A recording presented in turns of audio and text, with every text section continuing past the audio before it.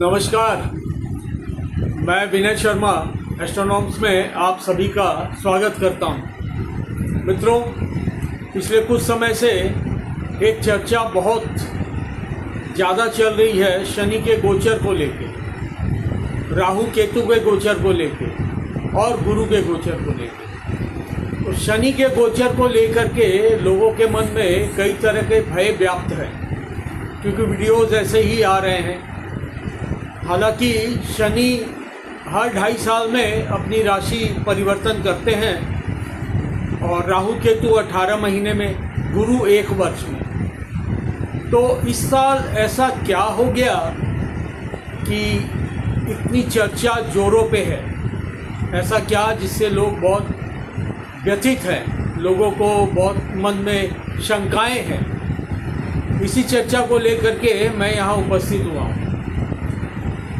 मित्रों, कुछ खास इसलिए है क्योंकि शनि 30 वर्ष में एक राशि में पुनः वापस आते हैं। एक चक्र को पूरे करने में उन्हें लगभग 30 वर्ष लग जाते हैं। तो शनि मीन राशि में प्रवेश लगभग 30 वर्षों के बाद कर रहे हैं। मीन राशि गुरु की साधारण राशि है और शनि यहाँ सहज महसूस नहीं करते, क्योंकि ये जलीय राशि है और गुरु की राशि है। हालांकि यह शनि बहुत उत्पात नहीं कर पाते, परंतु यहाँ शनि सहज नहीं रहते। और दूसरी बड़ी बात कि राहु महाराज यहाँ पहले से ही उपस्थित हैं, जो कि 18 मई तक रहेंगे। तो शनि राहु का ये योग लगभग 1.5 महीने इस राशि में रहेगा। मीन राशि गुरु की साधारण राशि के साथ राशि चक्र की आखिरी राशि है और काल पुरुष की कुंडली में ये 12वीं राशि यानी मोक्ष की राशि मानी जाती है। और एक सबसे बड़ी बात कि 29 मार्च को ही शनिवार भी है, सूर्य ग्रहण भी है, अमावस्या भी है और उसी दिन और 5 ग्रहों का, राहु समेत 5 ग्रहों का यहाँ पे गोचर जारी रहेगा। शनि और राहु के अलावा सूर्य, चंद्रमा, बुध और शुक्र, इनका गोचर भी यहाँ पे जारी रहेगा। तो मीन राशि में 6 ग्रहों की युति से कुछ अच्छा तो निश्चित रूप से नहीं नज़र आता। और इसके अलावा सूर्य ग्रहण भी है, फिर अमावस्या भी है। शनि राहु इन जनरल में 18 वर्ष बाद ही किसी राशि में मिलते हैं, इतने लंबे समय के लिए। इससे पहले ये 1968 में एक साथ मिले थे। तो 1968 में जब ये मिले थे तो देश और दुनिया में बड़े बदलाव हुए थे, क्योंकि शनि काल की दशा बदलता है और राहु दिशा। तो ये दुनिया की दशा और दिशा बदल देते हैं। राहु और शनि को ज्योतिष शास्त्र में चोर कहा गया है। राहु बहुत चालाक है, धुआं है, और शनि अंधेरों के कारक है। शनि अंधेरा है। और मीन राशि गुरु की राशि है, जो कि ज्ञान की राशि भी है। तो गुरु की राशि में जब ये ग्रह दोनों रहेंगे तो चोर को शातिरता मिलेगी, चालाकी मिलेगी और गुरु का ज्ञान भी मिल जाएगा, जो कि अच्छा नहीं माना जाता। 6 ग्रहों का योग, इससे पहले शनि राहु तो नहीं, किंतु 6 ग्रहों का योग इससे पहले 2019 में बना था, जिसके रीजन से हम लोगों ने कोरोना काल देखा, जिससे हम सभी जानते हैं कि क्या हुआ था। काफ़ी सारी परेशानियां हुई थी। तो शनि राहु और इसके अलावा 4 ग्रहों का योग इससे पहले 1968 में बना था और दुनिया में बहुत उथल पुथल हुई थी। इन दोनों ग्रहों की दिशा पश्चिम मानी जाती है और पश्चिमी देशों में उस वक्त बहुत उथल पुथल हुई थी।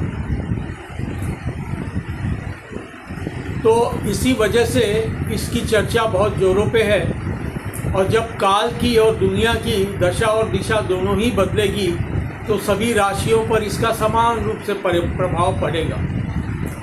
अच्छा और बुरा, बुरा अधिक पड़ता है, क्योंकि दो पाप ग्रह जब एक साथ इकट्ठा किसी राशि में होते हैं तो कैसे भी अच्छे नहीं माने जाते ज्योतिष शास्त्र में। और शनि राहु जब एक साथ मिलते हैं तो पिशाच योग या प्रेत योग इसका निर्माण करते हैं। लेकिन इसके साथ एक अच्छी बात यह है कि ये शक्ति योग भी कहा जाता है,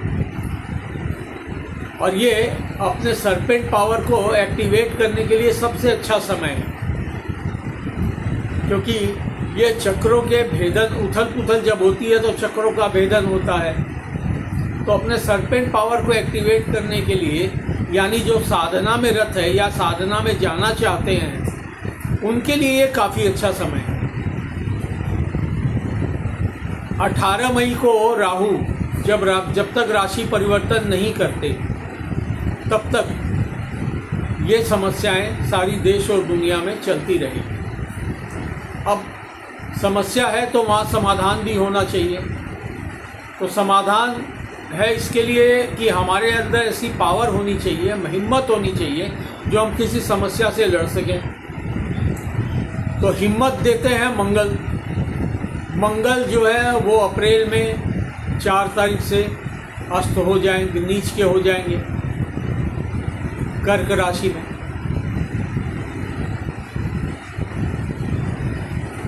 तो हिम्मत भी हमें नहीं मिलेगी। और बुध, अगर बुद्धि है, बुद्धि से भी अगर इससे कुछ निपटा जाए तो बुध भी अस्त रहेंगे, और शनि भी अस्त अवस्था में ही अपना गोचर परिवर्तन करेंगे। गुरु से अगर कुछ आशाएं हम रखें तो शनि की दृष्टि गुरु पे रहेगी, तो गुरु की अवस्था भी कुछ खास अच्छी नहीं दिखाई दे रही। तो हमें हेल्प कहीं से मिलने के आसार बहुत कम हैं। तो किया क्या जाए?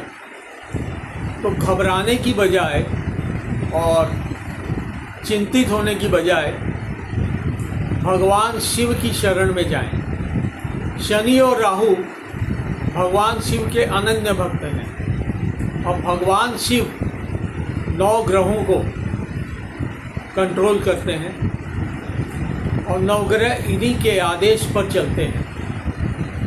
तो गोचर शनि का हो, राहु का हो, गुरु का हो, किसी भी ग्रहों का अगर खराब है तो उसको कंट्रोल करने की शक्ति भगवान शिव में ही है।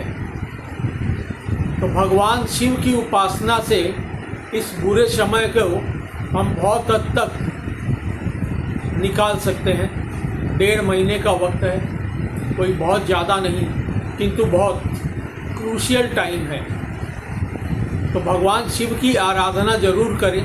जिनके लिए भी ये गोचर किसी के लिए भी ये अच्छा नहीं है, किसी के लिए ज़्यादा खराब, किसी के लिए कुछ कम खराब, लेकिन खराब तो सभी के लिए है। एक और महत्वपूर्ण बात कि शनि का गोचर हो, राहु का या किसी और ग्रह का अगर खराब है, पहले अपनी आप कुंडली देखिए कि आपकी राशि के लिए अगर वीडियो में खराब बताया जा रहा है तो आपकी कुंडली में शनि की पोजीशन क्या है, प्लेसमेंट क्या है।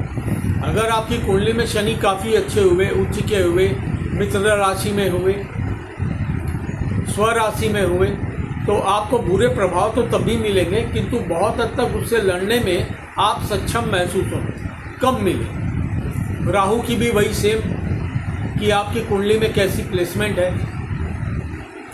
अगर इन दोनों की प्लेसमेंट कुंडली में अच्छी है तो बुरे प्रभाव देखने को कम मिलेंगे, अगर बुरी है तो थोड़े ज़्यादा मिलेंगे। तो इन सब से बचने के लिए शिव आराधना ही सबसे अच्छा और सुलभ उपाय है। करना क्या चाहिए?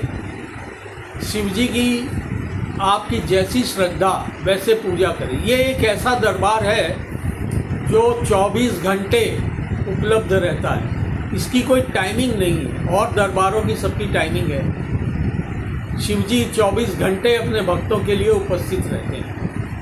इनके लिए कोई भी त्याज्य नहीं है। आप किसी भी अवस्था में इनका नाम स्मरण कर सकते हैं। भोलेनाथ हैं, अवश्य सुनते हैं। तो शिव जी की पूजा अगर आप नहीं करते रेगुलर बेसिस पे अभी, तो आप करना आरंभ करें। आपके घर में अगर शिवलिंग है तो घर में शिवलिंग पे जल चढ़ाएं, कच्चे दूध में थोड़े से काले तिल मिला के चढ़ाएं, या घर में ना है तो आप पास के किसी शिव मंदिर में जाएं, घर से जल भर के लेके जाएं, जल से अभिषेक करें। वो भी ना हो सके तो नमः शिवाय का जप करें, शिव जी के मंदिर में शिव जी का दर्शन करें। इसके अलावा शनिवार के दिन किसी न किसी गरीब को कुछ खाने की वस्तु दान में दें, अगर संभव हो। कुछ भी संभव ना हो तो चींटियों को आटा डालें चीनी मिला के, कुत्ते को बिस्किट खिलाएं। इतना तो सभी कर सकते हैं। इससे ये गोचर परेशानी अवश्य देगा, लेकिन इससे निकलने के मार्ग हमें अवश्य मिल जाएंगे। तो चिंतित होने की बजाय प्रॉपर प्लानिंग करें, क्योंकि ग्रहों के गोचर तो मौसम के अनुसार होते हैं और चले जाते हैं दूसरे राशि में।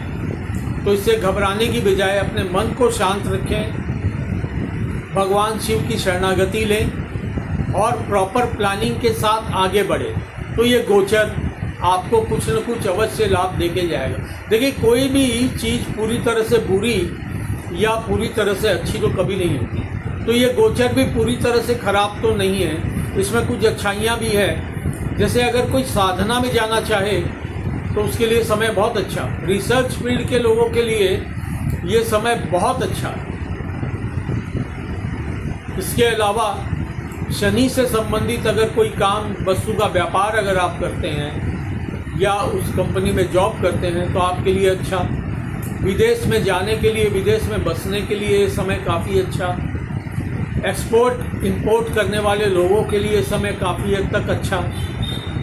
तो सारी बुराइयां तो नहीं हैं, लेकिन मानसिक परेशानियां तो सभी को रहेंगी, ये बात तो तय है। तो ये समय थोड़ी सावधानी रख के आगे चलने का है, प्रॉपर प्लानिंग पे चलने का है, अपने बड़े लोगों की राय लेके, सलाह लेकर के आगे बढ़ने का, क्योंकि खुद की मानसिक स्थिति तो इतना अच्छा नहीं रहेगा, इतनी अच्छी नहीं दिखाई देती। तो अगर कहीं पे अगर आपको डाउट होता है, कहीं पे अगर आप अटकते हैं, तो अपने बड़ों की राय लेकर के आगे बढ़ें। थोड़ी अपनी एंगर पे, अपने गुस्से पर काबू रखें, शिव की शरणागति लें, तो निश्चित रूप से गोचर आपको परेशानी के अलावा कुछ न कुछ अच्छा दे के अवश्य जाएगा। तो भगवान शिव की शरण में जाएं और इस गोचर से डरे नहीं बल्कि लाभ उठाएं, क्योंकि आपदा अपने साथ बहुत सारे अवसर भी लेके आती है। तो सिर्फ आपदा को न देखें, अवसरों का चुनाव करें और आगे बढ़ें। जय शिव शंभू, जय भोलेनाथ। धन्यवाद।